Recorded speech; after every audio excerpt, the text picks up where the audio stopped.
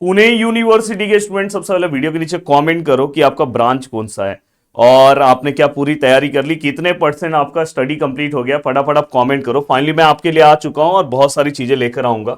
अब देखो दोस्तों, सेकेंड ईयर के स्टूडेंट को मैं एक बता देना चाहता हूं कि उनका टाइम टेबल वाइज किस तरह से उनकी चीजें हैं, थोड़ा वो देख ले अच्छे से। देखो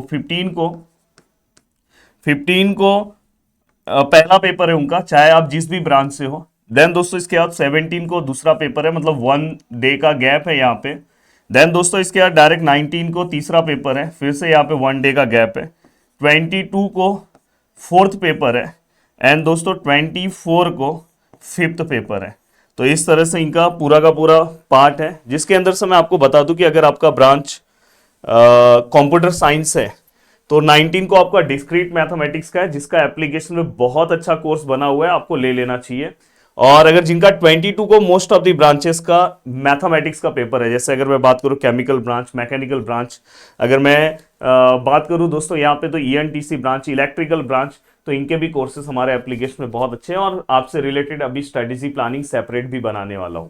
अब मैं यहाँ पे ओवरऑल आपको बता रहा हूं कि आप चाहे जिस भी ब्रांच के स्टूडेंट हो, तो देखो सबसे पहले ना ये जो पेपर है ना, इसलिए मैंने 3 डेज डाला है। ये पेपर के लिए लास्ट का 13 एंड 14 पूरा का पूरा 100% फोकस इसी पेपर को देना है। अभी से अपने जहां पे भी आप हॉस्टल में हो या घर पे हो, तो एक टाइम टेबल वाइज आपको चीजें बना लेना चाहिए।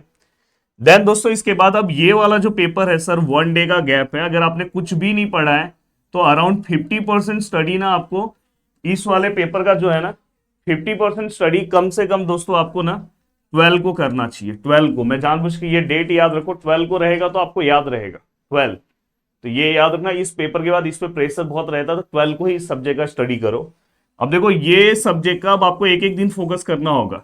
ये सब्जेक्ट का स्टडी आप अराउंड 50% एटलीस्ट सब हर एक सब्जेक्ट का कवर कर लो। 11 को कवर करो दोस्तों, 11 को। और मैं अगर बोलूंगा कि कुछ ऐसे स्टूडेंट होते हैं पूरा दिन पढ़ के बोर हो जाते हैं, तो आप ऐसे हाफ हाफ भी डिवाइड कर सकते हो, इसको हाफ और इसको हाफ। समझ रहे हो ना? मतलब 12 को जो है आप 17 के पेपर का प्रिपरेशन 12 को आधा कर लो और 19 के पेपर का प्रिपरेशन 12 को आधा कर लो, और फिर से दोनों का आधा आधा 11 को आधा कर लो, फिर 11 12 को फिर से दोनों का हाफ हाफ करो। तो इस तरह से भी आप कवर कर सकते हो। नेक्स्ट जो पार्ट है दोस्तों इसके बाद, ठीक है सर ये तो समझ में आया सर, अब आपको क्या कवर करना है दोस्तों। अब देखो यहाँ पे 22 का पेपर बचता है और 22 के पेपर में अपने पास 20 21 2 दिन का गैप है।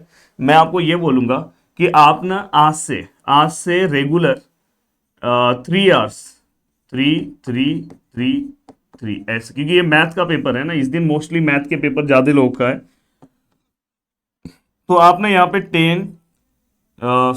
9, कल से 9 या आज से ले सकते हो तो अच्छी बात है। 10 11 12 13 इस तरह से आप ना रोज 3 3 घंटे का टाइम दो पांचों यूनिट पे, तो लगभग ना पेपर के पहले मैक्सिमम पार्ट इसका खत्म हो जाएगा और पेपर के दिन भी आपको अच्छा खासा प्रैक्टिस करने के लिए मिलेगा। तो इस वाले को आप इस तरह से कवर करो। देखो लास्ट पेपर को लेके तो बहुत टेंशन रहता है, पर लास्ट पेपर आराम से निकल जाता है। तो मैं तो आपको एक सजेशन दूंगा कि आपके पास ऑलरेडी 11 ये सब 11 12 चले गया है, तो आज आपके पास आज का टाइम है, 9 का टाइम है और 10 का टाइम है। तो ये तीनों पेपर में जितना आप फोकस कर पा रहे हो इस पे करो। मोस्टली अगर आप उसके पहले ये पार्ट थोड़ा थोड़ा आप कंप्लीट करते जाओ तो यहाँ पे बर्डन कम रहेगा। तो ये टाइम टेबल वाइज आप अपने सिलेबस को अच्छे से कवर कर सकते हो।